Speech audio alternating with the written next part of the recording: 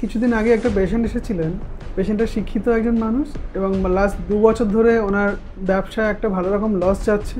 Loss যাওয়ার জন্য তিনি ডিপ্রেশনে চলে গেছেন এবং বিজনেস প্রায় নষ্ট হয়ে যাওয়ার মুখে, এবং উনি তার জন্য বাইরে বেড়াতে গেছেন, জায়গা পরিবর্তন করেছেন, কিছুটা থেরাপিও নিয়েছেন, অনলাইন মোটিভেশনাল ভিডিও দেখেছেন, দিয়ে উনি ট্রাই করছেন এই ডিপ্রেশনের সিমটম থেকে বেরিয়ে আসার জন্য। তারপর উনি দেখাতে এসেছেন। যখন আমি ওনাকে জিজ্ঞেস করলাম, আচ্ছা আপনি তো এত কিছু ট্রাই করেছেন লাস্ট 2 বছর ধরে, আপনার তো অবস্থা আরও শোচনীয়, আরও খারাপের দিকে যাচ্ছে, আপনার ওজন কমে গেছে, আপনার সুইসাইডাল আইডিয়েশন এসে যাচ্ছে, তাহলে আপনি ডাক্তার কেন দেখাননি বা ওষুধ খাওয়ার কথা কেন ভাবেননি? আপনি নিশ্চয়ই শুনেছেন যে ট্রিটমেন্ট আছে ভালো।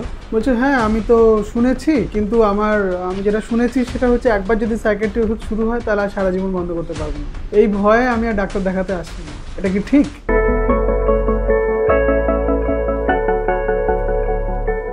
হ্যালো এভরিওয়ান, আমি doctor S K Zaman, consultant psychiatrist, Calcutta national medical college. মানসিক রোগের ওষুধ একবার শুরু হলে আর সারা জীবন বন্ধ করা যাবে না, এটা একটা খুব বড় মিথ আমাদের সাইকিয়াট্রি সম্পর্কে। মানসিক রোগের মধ্যে স্পেশালি যারা ডিপ্রেশনে ভুগছেন তাদের ক্ষেত্রেও এই ধারণা প্রবল। কিছুদিন আগে একটা পেশেন্ট এসেছিলেন। পেশেন্টটা শিক্ষিত একজন মানুষ এবং লাস্ট 2 বছর ধরে ওনার ব্যবসায় একটা ভালো রকম লস যাচ্ছে। লস যাওয়ার জন্য তিনি ডিপ্রেশনে চলে গেছেন এবং বিজনেস প্রায় নষ্ট হয়ে যাওয়ার মুখে, এবং উনি তার জন্য বাইরে বেড়াতে গেছেন, জায়গা পরিবর্তন করেছেন, কিছুটা থেরাপিও নিয়েছেন, অনলাইন মোটিভেশনাল ভিডিও দেখেছেন, দিয়ে উনি ট্রাই করছেন এই ডিপ্রেশনের সিমটম থেকে বেরিয়ে আসার জন্য। তারপর উনি দেখাতে এসেছেন। যখন আমি ওনাকে জিজ্ঞেস করলাম, আচ্ছা আপনি তো এত কিছু ট্রাই করেছেন লাস্ট 2 বছর ধরে, আপনার তো অবস্থা আরও শোচনীয়, আরও খারাপের দিকে যাচ্ছে, আপনার ওজন কমে গেছে, আপনার সুইসাইডাল আইডিয়েশন এসে যাচ্ছে, আত্মহত্যার চিন্তা আসছে, তাহলে আপনি ডাক্তার কেন দেখাননি বা ওষুধ খাওয়ার কথা কেন ভাবেননি? আপনি নিশ্চয়ই শুনেছেন যে ট্রিটমেন্ট আছে ভালো। বলছে হ্যাঁ আমি তো শুনেছি, কিন্তু আমি যেটা শুনেছি সেটা হচ্ছে একবার যদি সাইকিয়াট্রি ওষুধ শুরু হয় তাহলে আর সারা জীবন বন্ধ করতে পারবো না। এই ভয়ে আমি আর ডাক্তার দেখাতে আসিনি। এটা কি ঠিক? একজন মানুষ যখন ডিপ্রেশনে ভোগেন, ডাক্তারবাবুকে তার ভালো করে অ্যাসেসমেন্ট করতে হয় যে তার কতদিন ধরে সিমটমস আসছে, কতটা সিভিয়ার তার সিমটমস, তার ভ্যারাইটিটা মাইল্ড ডিপ্রেশন, মডারেট ডিপ্রেশন না সিভিয়ার ডিপ্রেশন সে ভুগছে, তার বংশে কোনো রকম সমস্যা আছে কি না, বা তার শরীরে কোনো কষ্ট, তার ফিজিক্যাল সিমটমস কী কী আসছে, বা তার কাজের প্যাটার্নে কেমন পরিবর্তন হয়েছে। দেখুন, সার্বিকভাবে একটা অ্যাসেসমেন্ট করে ঠিক করতে হয় যে তার ডিপ্রেশনের লেভেল কী, এবং তাকে সে অনুযায়ী ট্রিটমেন্ট স্টার্ট করতে হয়। ডিপ্রেশনের ক্ষেত্রে যে কারণ খুঁজতে গিয়ে দেখা যায় যে একটা বায়োসাইকোসোশ্যাল মডেল থাকে। বায়োসাইকোসোশ্যাল, বায়োলজিক্যাল মানে তার শরীরের জেনেটিক গঠন কেমন, তার শারীরিক গঠন, তার কোপিং মেকানিজম কেমন, তার একটা খারাপ পরিস্থিতি সহন করার ক্ষমতা কেমন, বা তার সাইকোলজিক্যাল, তার ইনার যে সাইকিক প্যাটার্ন, তার মানসিক গঠনটা কেমন, এবং তার সোশ্যাল পরিস্থিতি, তার আশপাশের সিচুয়েশান, তার বাড়ির লোকের সাপোর্ট কেমন, তার ওয়াইফ কেমন, তার বাবা মা তাকে কেমনভাবে ট্রিট করে, তার ছেলে মেয়ে তার ভালোবাসে কিনা, আশপাশের মানুষজন তাকে পছন্দ করে কিনা। সুতরাং আমি মজা করে বলি যে ডিপ্রেশনের কারণ তার হাঁড়ির মধ্যেই লুকিয়ে আছে। পেশেন্টদেরকে আমি বলি যে আপনার হাঁড়ির মধ্যেই আপনার রোগ লুকিয়ে আছে, মানে আপনার বাড়ির পরিস্থিতিটা দায়ী। দেখুন, যে শারীরিক রোগগুলো হয়, যেমন কারো যদি গলব্লাডার স্টোন হয় বা একটা টিউমার হয়, এগুলোর কোনো আশপাশের পরিস্থিতির উপর ডিপেন্ড করে না, যে তার ওয়াইফ অত্যাচারী বা তার হাজব্যান্ড অত্যাচারী বা তার বাড়িতে অ্যাডজাস্ট করতে পারছে না বা সে চাকরি পাচ্ছে না, সে বহুদিন ধরে বেকারত্বে ভুগছে, তার গার্লফ্রেন্ড চলে গেছে। এই ধরনের যে প্রভাবগুলো থাকে, যেগুলো ডিপ্রেশনের উপর এফেক্ট করে তার আশপাশের পরিস্থিতিটা, সেটা অন্য রোগের ক্ষেত্রে, শারীরিক রোগের ক্ষেত্রে সেটা এফেক্ট করে না। সুতরাং এই রোগটা ট্রিটমেন্টের এটা একটা বড় ডিফিকাল্টি দেখা যায়। আপনাকে সার্বিক অ্যাসেসমেন্টের পর ডাক্তারবাবু যখন ওষুধ শুরু করেন, দেখা যায় যে ওষুধগুলো ব্রেনে গিয়ে কাজ করতে একটু সময় লাগে, শুরু হতে কিছুটা সময় লাগে, 3 থেকে 7 দিন ওষুধ কাজ শুরু হতে সময় লাগে, তারপর 2 মাসের মধ্যে সিমটমসগুলো আন্ডার কন্ট্রোল চলে আসে, অনেকটা সিমটম কন্ট্রোল হয়ে যায়, এবং 6 থেকে 9 মাস তিনি যদি ওষুধ খান তাহলে ডিপ্রেশন একদম ভালো হয়ে যায়।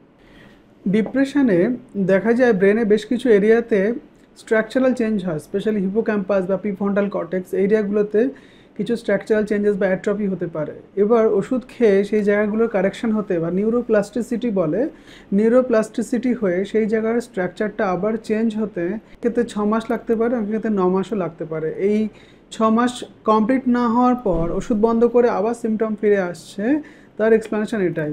সুতরাং সেই স্ট্রাকচারাল চেঞ্জটা কারেকশন হয়ে আবার পুরনো অবস্থায় ফিরে আসতে এই টাইমটা আমাদেরকে দিতে হবে এবং 6 মাস অ্যাটলিস্ট 6 থেকে 9 মাস ট্রিটমেন্টটা কন্টিনিউ করতে হবে। এবং সেই সাথে আমাদের খেয়াল রাখতে হবে যে কারণে আমার ডিপ্রেশনটা এসেছিল, আমি যদি বুঝতে পারি যে আমার এই কারণেই আমার ডিপ্রেশনটা এসছে, লাইফের এই খারাপ ঘটনাটার জন্য বা এই পরিস্থিতিটার জন্য ডিপ্রেশনটা এসছে, তাহলে সেই পরিস্থিতিটার উপরে কাজ করতে হবে যাতে সেই সিচুয়েশানটা আবার ফিরে না আসে। এই পরিস্থিতি থেকে আপনাকে শিক্ষা নিতে হবে এবং শিক্ষা নিয়ে সেই সিচুয়েশানগুলোকে কারেকশন করতে হবে। মানে একটা এক্সাম্পল হিসেবে বলা যেতে পারে, এই কাপটা ভেঙে গেল, কাপটা ভেঙে যাওয়ার জন্য আমি প্রচণ্ড ডিপ্রেস হয়ে গেলাম এবং প্রচণ্ড ডিপ্রেশনে আমার মধ্যে চলে এলো। আমি ডাক্তারবাবুর কাছে গেলাম, ডাক্তারবাবু ওষুধ দিলেন, আমি অনেকটা ভালো আছি। দিয়ে আমি আবার একটা নতুন কাপ কিনে নিলাম বা আবার রিপ্লেস করলাম, সেটাকে ঠিক করলাম, ঠিক করার পরে আমি এখন অনেকটা ভালো আছি।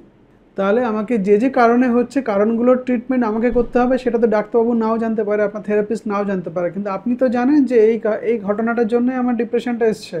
তাহলে আপনাকে সেই পয়েন্টগুলোকে ফোকাস করে এই পরিস্থিতি থেকে বেরিয়ে আসার চেষ্টা করতে হবে। অনেকের ক্ষেত্রে আমরা দেখি যে তার 6 মাস পরে তিনি যখন আসেন, তিনি বলেন যে আপনি তো বলেছিলেন যে 6 মাস ওষুধটা খেলে একদম ভালো হয়ে যাবে, কই আমার তো সিমটমস কমেছে কিন্তু ওষুধ বন্ধ করলে আবার ফিরে আসছে। এটা কেন হচ্ছে? বেশিরভাগ ক্ষেত্রেই দেখা যায় যারা ক্ষেত্রে নর্মাল ডিপ্রেশনে ভুগছে, যাদের ক্ষেত্রে অন্যান্য অ্যাসোসিয়েটেড ফ্যাক্টরস, আশপাশের ফ্যাক্টরসগুলো থাকে না, তাদের ক্ষেত্রে এই 6 থেকে 9 মাসের মধ্যে একদম তারা কিওর হয়ে যায়। কিন্তু একটা বড় পার্সেন্টেজের ক্ষেত্রে দেখা যায় যে তাদের সাইকোলজিক্যাল টার্মোয়েল চলে, মানে দেখা যায় সংসারে কোনো অশান্তি শুরু হলো, 5-6 মাসের মাথায় সংসারে কোনো অশান্তি শুরু হলো বা আশপাশে একটা পরিস্থিতির খুব খারাপ পরিস্থিতি দেখা দিল, সেই পরিস্থিতিটা তার মনের উপর চাপ ফেললো, তার ডিপ্রেশনটা আরও বাড়িয়ে দিল। দেখুন, যারা ডিপ্রেশনে ভুগছে তাদের ক্ষেত্রে এই সহনশীলতা বা কোপিং স্কিল একটু কম থাকে বলেই তাদের ডিপ্রেশনে যাওয়ার চান্স থাকে। সুতরাং আশপাশের পরিস্থিতি তাদেরকে খুব বেশি অ্যাফেক্ট করে। তাদেরকে যখনই অ্যাফেক্ট করার জন্য আবার সেই ডিপ্রেশনের এপিসোডটা আরও কন্টিনিউ চলতে থাকে।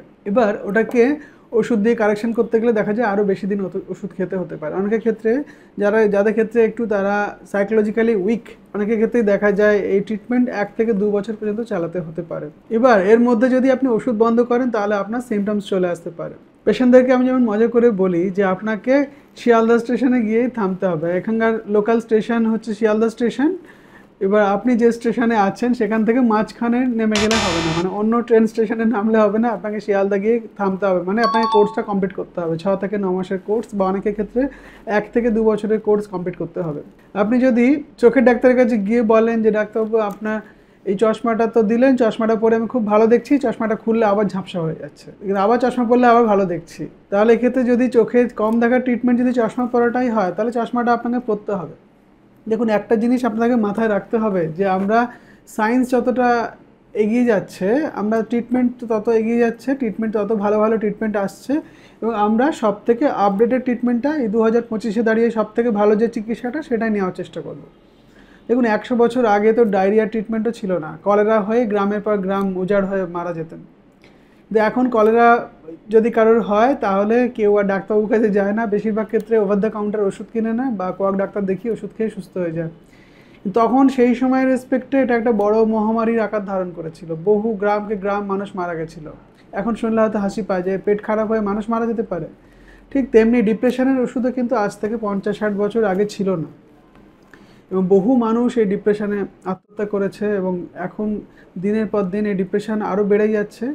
2030-এ দাঁড়িয়ে এটা একটা খুব গুরুত্বপূর্ণ একটা ডিসঅর্ডার হয়ে দাঁড়াবে এবং মানুষের ডে টু ডে লাইফে খুব বড় একটা ইম্প্যাক্ট ফেলবে এই ডিপ্রেশন। সুতরাং ডিপ্রেশনের যে রিসেন্ট ট্রিটমেন্ট, সবচেয়ে আপডেটেড ট্রিটমেন্ট, সেটাই আমরা নেব। ওষুধ দিয়ে ট্রিটমেন্ট শুরু করব, ডাক্তারবাবুর কথা অনুযায়ী চলবো, দিয়ে ট্রিটমেন্ট করব। দেখুন, যদি রোগ নয় সারতো তাহলে আমাদের ক্যালকাটা ন্যাশনাল মেডিকেল কলেজের সাইকিয়াট্রি ডিপার্টমেন্ট, সেইখানে আমাদের সেন্সাস থাকে 300 থেকে 400, রেগুলার 300 থেকে 400 রোগী আমরা দেখি। তার মধ্যে বেশ কিছু নতুন রোগী থাকে আর বেশিরভাগ পুরনো রোগী যারা ফলো আপে আসেন। তাহলে আপনি ভাবুন, প্রতিদিন যদি 100 থেকে 150 বা 200 নতুন রোগী একজন হাসপাতালে আসে এবং তারা যদি না সারে এবং কন্টিনিউ তারা ওষুধ খেতেই থাকে, তাহলে তো হসপিটাল বাস্ট করবে আর পেশেন্ট দাঁড়ানোর জায়গা পাওয়া যাবে না। বহু মানুষ এই রোগে সুস্থ হয়ে যায়, কিছুদিন ওষুধ খেয়ে 3 মাসের মধ্যে প্রায় কন্ট্রোল হয়ে যায়। অনেকের ক্ষেত্রে মাইল্ড ডিপ্রেশনে 3 মাসে ঠিক হয়ে যায়, অনেকের ক্ষেত্রে কাউন্সেলিংয়ে ঠিক হয়ে যায়। সুতরাং ডিপ্রেশনে খুব ভালো ট্রিটমেন্ট আছে। আপনারা যারা ডিপ্রেশনে ভুগছেন, যারা ডায়াগনোজ ডিপ্রেশন, তারা ট্রিটমেন্ট কন্টিনিউ করতে কুণ্ঠাবোধ করবেন না বা ট্রিটমেন্ট নিতে কুণ্ঠাবোধ করবেন না। আপনারা ট্রিটমেন্ট নিন এবং তাড়াতাড়ি সুস্থ হয়ে উঠুন।